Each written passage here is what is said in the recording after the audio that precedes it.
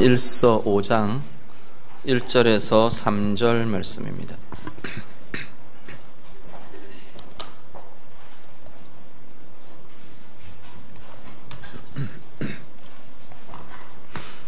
요한 1서 신약성경 요한 1서 5장 1절부터 3절 말씀입니다.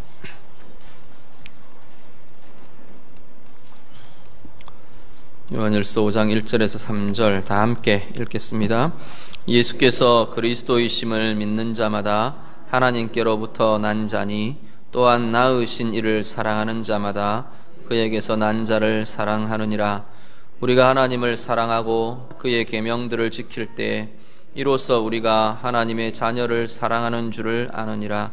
하나님을 사랑하는 것은 이것이니 우리가 그의 계명들을 지키는 것이라. 그의 계명들은 무거운 것이 아니로다. 아멘. 요한 1서 계속 묵상하는데요. 오늘 1절에서 3절은 우리가 하나님께로서부터 난 자다라는 것으로 말씀이 시작됩니다. 어떻게 하면 하나님께로부터 나는 자가 되느냐? 오늘 본 말씀은 예수께서 그리스도이심을 믿는 것, 이것이 하나님께로부터 나는 첫 출발이랍니다.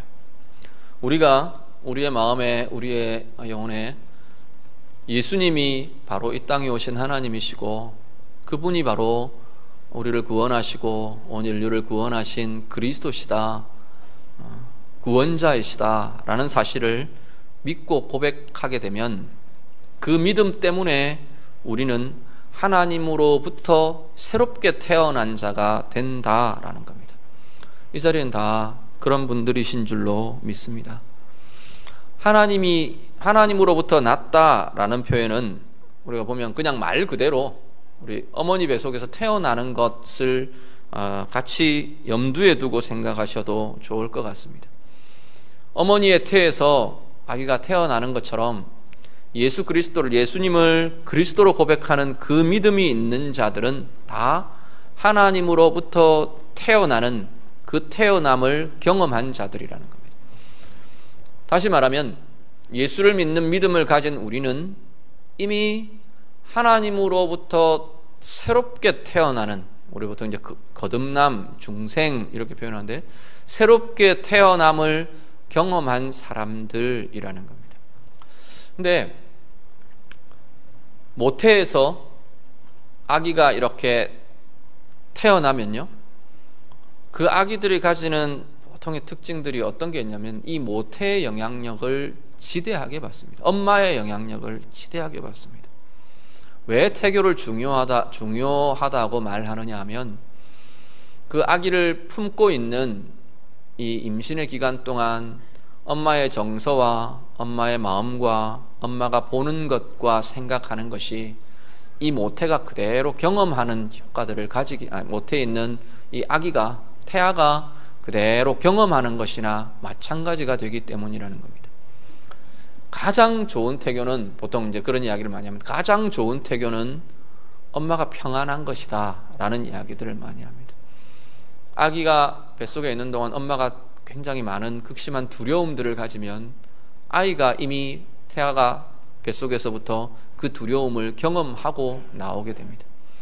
엄마가 아프고 힘들고 스트레스를 받고 공격을 받고 치매를 받으면 이 아기가 이미 태아에서부터 그것들을 갖고 태어난다는 겁니다.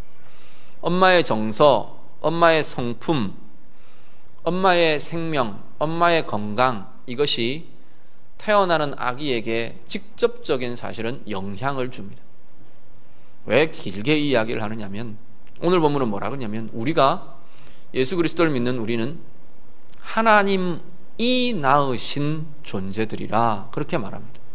하나님이 낳으신 존재, 하나님으로부터 태어난 존재라는 것은 어떤 의미를 갖냐면 우리를 낳으신 그분의 생명, 그분의 성품, 그분의 능력을 타고 태어나는 것이 오늘 여기서 태어나는 존재들의 모습이라는 겁니다. 그 이전에 우리는 이렇지가 않았어요. 예수가 나의 그리스도가 되기 이전에 우리는 타고난 본성들, 죄의 성품들, 이게 우리의 본성이고 우리의 성품이고 죽음이라는 한계 속에 있는 모든 것에 그냥 육체적인 숨이 끊어지는 죽음만이 아니라 죽음의 영향력이라는 게 우리의 인격과 삶과 육신과 모든 것을 지배하는 상태의 존재가 우리들이었습니다. 그런데 예수님이 그리스도가 되시면서 우리의 삶은 완전히 달라져 버린 거예요.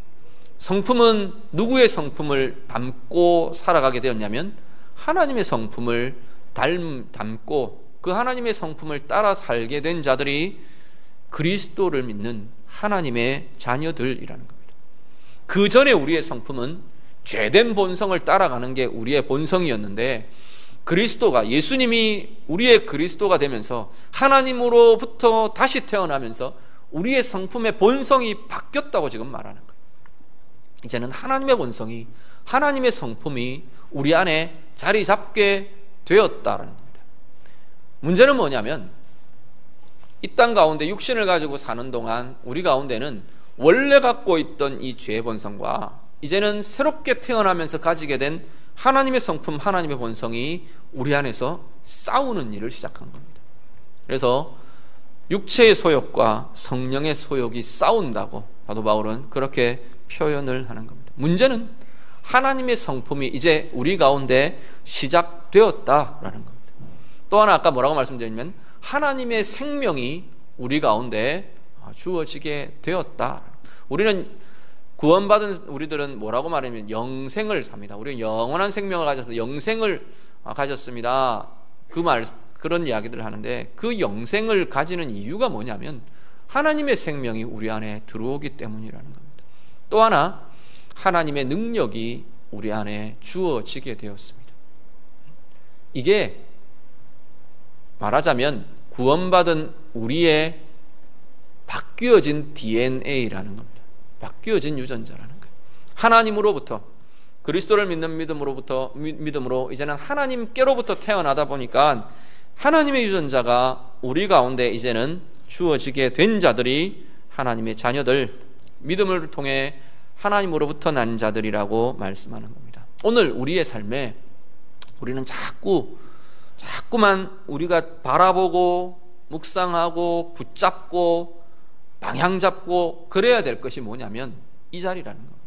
우리를 낳으신 아버지, 그분의 성품, 그분으로부터 물려받은, 그분으로부터 이제 우리에게 주어진 하나님의 성품과 하나님의 생명과 하나님의 능력과 여기에 우리는 계속 우리의 초점을 맞추시고 그것이 내 인생 가운데 마음껏 나타나도록, 드러나도록, 그것을 방해하는 걸 걷어내고 그것이 방해받는 것들을 자꾸만 물리치고 그것만 걷어내면 우리 안에는 이 본성과 이게 이미 주어졌기 때문에, 예수 그리스도를 통해서 우리 안에 이미 들어왔기 때문에 그것이 나타나게 될 것이라는 겁니다. 오늘 우리의 삶에 정말로 우리를 새롭게 낳으신 하나님의 성품과 생명, 그 권세와 능력이 마음껏 누려지시는 복된 삶 살아가시기를 간절히 바랍니다. 그리고 이렇게 하나님으로부터 난 자들의 특징이 있는데요, 그 특징은 사랑이라고 말합니다.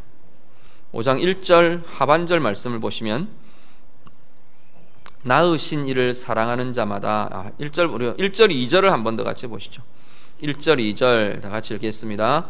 예수께서 그리스도이심을 믿는 자마다 하나님께로부터 난 자니 또한 낳으신 이를 사랑하는 자마다 그에게서 난 자를 사랑하느니라. 우리가 하나님을 사랑하고 그의 계명들을 지킬 때에 이로써 우리가 하나님의 자녀를 사랑하는 줄을 아느니라. 아멘. 자, 1절 하반절 말씀을 보시면 뭐라고 말하느냐면 하나님께로부터 낳은 자, 난 자, 그들은 어떠하느냐면 낳으신 이를 사랑한답니다. 또 하나는 뭐냐면 그에게서 난 자를 사랑한답니다.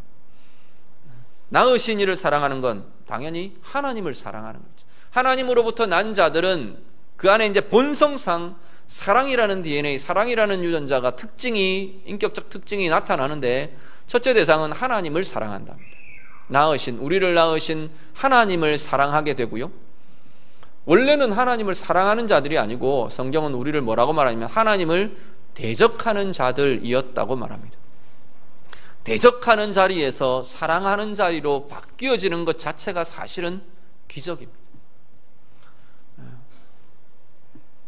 어려서부터 자연스럽게 교회의 문화를 익히고 그렇게 자라온 모태신앙 아니면 아주 유년 시절부터 교회 생활이 익숙해 있는 그런 신앙인들 말고 내가 철이 들고 또 성년이 되어서 성인이 되어서 예수를 믿고 하나님의 자녀가 되신 분들은 가만히 생각해 보면 나의 변화가 기적으로 느껴지실 수 있을 겁니다.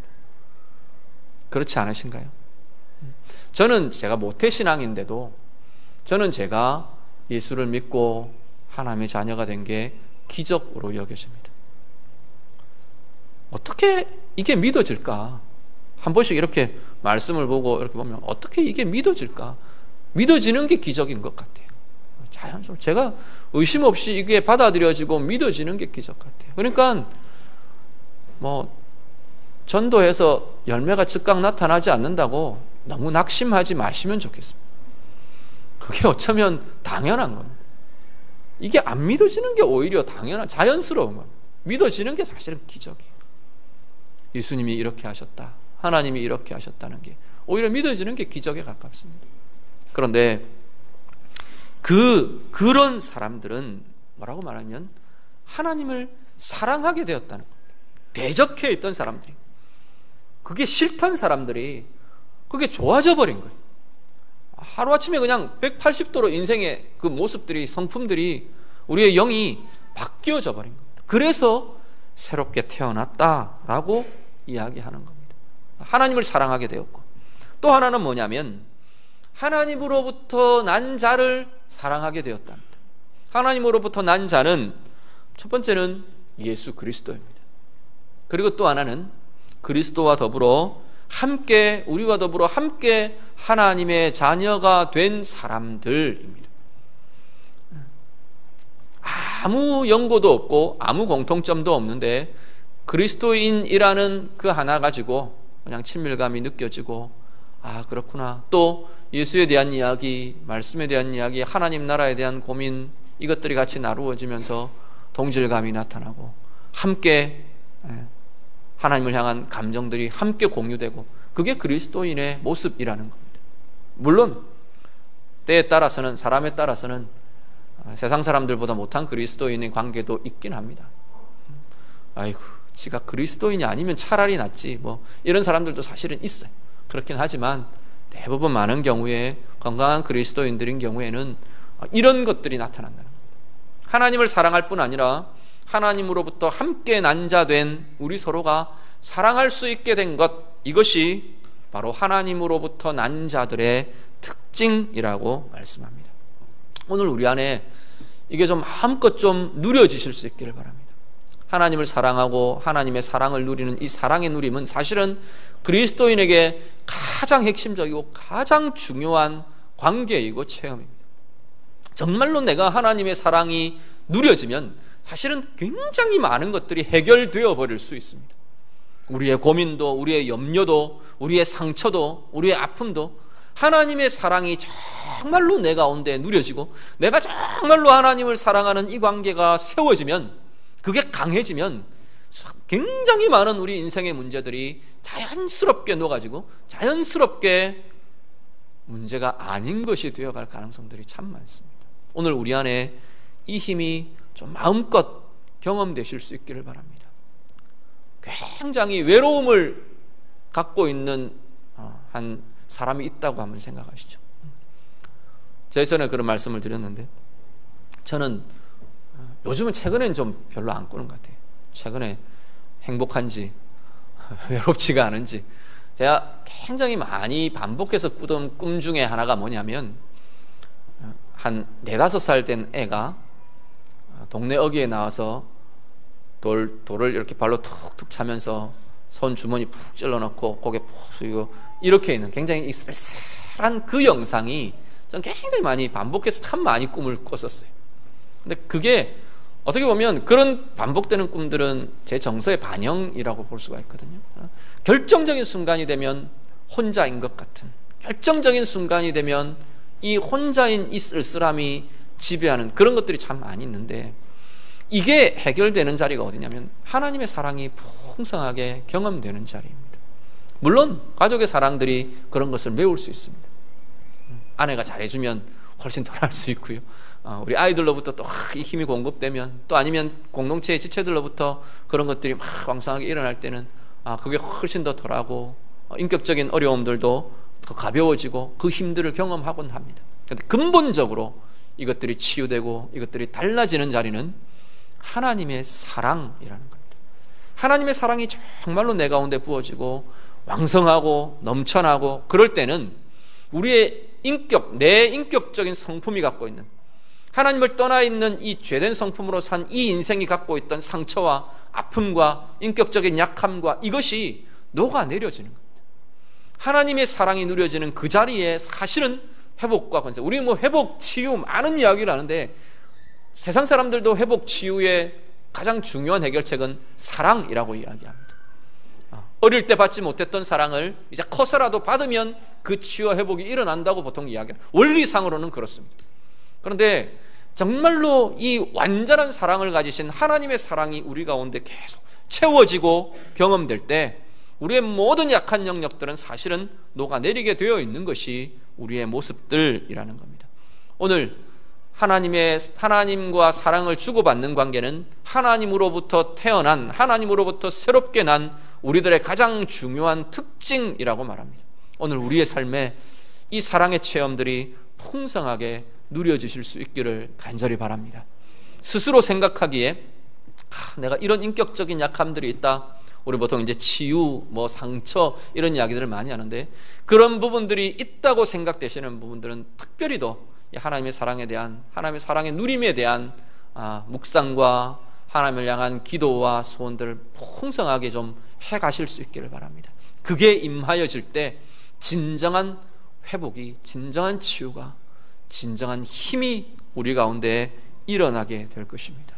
그리고 그 하나님뿐 아니라 그로부터 난 우리 공동체 안에서의 사랑이 본성적으로 이제는 우리에게 시작되었다, 그렇게 말씀합니다. 그리고 2절 3절은, 이어지는 구절은 뭐라고 말하냐면 그 사랑, 하나님을 사랑하는 것, 그리고 함께 하나님의 자녀가 된 우리 서로가 사랑하는 것, 그것의 핵심을 뭐라고 말하느냐. 자, 3절 말씀 한 번만 더 같이 읽겠습니다. 3절 같이 읽습니다. 하나님을 사랑하는 것은 이것이니 우리가 그의 계명들을 지키는 것이라. 그의 계명들은 무거운 것이 아니로다. 아멘.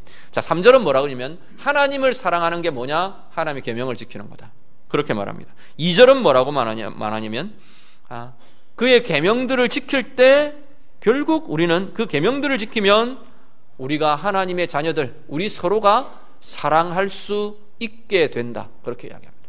그래서 하나님에 대한 사랑도, 지체 간의 사랑도 떼놓을 수 없는 게 뭐라고요?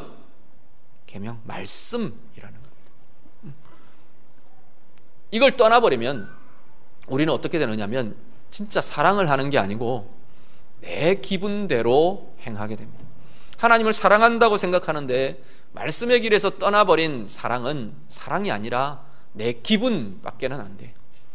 어느 날은 내가 기분 좋으면 하나님이 나를 사랑하시는 것 같고, 내가 우울하고 내가 힘이 약해지면 하나님 별로 나를 사랑 안 하는 것 같고, 내가 힘이 있고 좀 좋은 날은 내가 하나님을 사랑하고 있는 것 같고, 하나님 사랑합니다, 내 감정에 취해서 막 그러다가도 어느 날 그냥 내가 그렇게 되면 이건 하나님하고는 전혀 상관없는 사람처럼 그렇게도 살아가게 됩니다.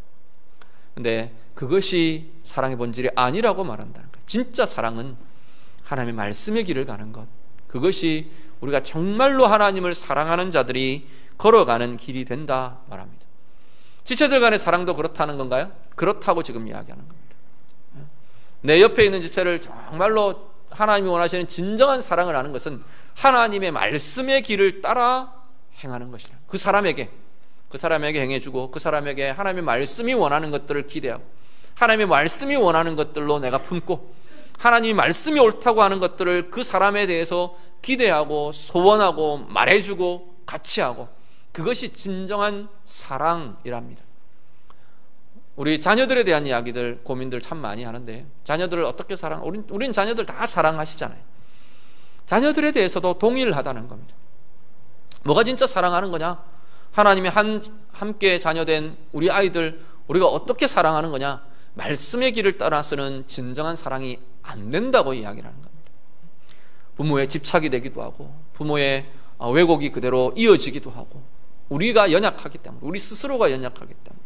근데 그렇게 하지 않으려면 결국은 말씀의 길을 함께 가는 수밖에 없다는 겁니다. 말씀이 원하는 것을 우리 아이들에 대해서 나도 원하고, 말씀이 품게 하는 그 마음을 우리 자녀들에 대해서도 동일하게 그 마음을 내가 가지려고 하고, 말씀의 방법으로 우리 자녀들과 말하려고 하고, 말씀의 방법으로 그 아이들을 축복해주고, 말씀의 방법으로 그 아이들을 이끌어주고, 말씀의 방법으로 그 아이들의 인생을 함께 꿈꾸고 함께 기대하고, 그것이 우리가 진정으로 사랑하는 방법이라 말씀합니다. 오늘 예배하는 우리 성도님들, 여러분 안에 진정한 말씀의 길로 진정한 사랑을 하는 그 모습이 우리 가운데 있으시기를 간절히 바랍니다. 성경은 분명하게 이야기합니다. 계명이 아니면, 말씀의 길이 아니면 진정한 사랑이 아니라 말합니다. 말씀을 지키고 말씀을 행하는 것이 아니면 하나님을 사랑하는 것도 아니고, 함께 자녀된 지체들을 사랑하는 것도 아니다 말씀합니다. 우리가 하나님의 말씀에 온전히 붙들려져서 하나님을 향해, 또 우리 서로를 향해, 우리에게 주신 소중한 영혼들을 향해, 지체들을 향해 마음껏 하나님의 방법으로 아름다운 사랑의 열매들 맺어가시는 우리 모두 되시기를 우리 주님 이름으로 부탁드립니다. 같이 기도하겠습니다. 우리 말씀 가지고 이 시간 한번 기도하겠습니다. 다시금 우리의 믿음을 하나님 앞에 좀 고백하셨으면 좋겠습니다. 하나님, 우리 주님이 나의 구주 되어주시고 나의 그리스도 되어주심 감사합니다. 이 믿음 우리에게 있게 하셔서 하나님으로부터 나게 하심, 새롭게 태어난 생명 우리에게 주심을 감사드립니다. 그 하나님의 성품, 하나님의 생명, 하나님의 능력으로 사는 자들 되게 하시고, 특별히 하나님으로부터 난 우리 서로가 사랑하고 하나님을 사랑하는 이 사랑이 우리를 힘있게 붙들어가게 해주십시오. 같이 기도하시고요. 특별히 말씀의 길로 서로 사랑하고 서로 붙드는 이 참된 사랑, 우리 가운데 하나님을 향해, 지체들을 향해, 우리 자녀들을 향해 하나님 아름답게 나타나기를 원합니다. 우리 같이 기도하겠습니다. 기도드립니다.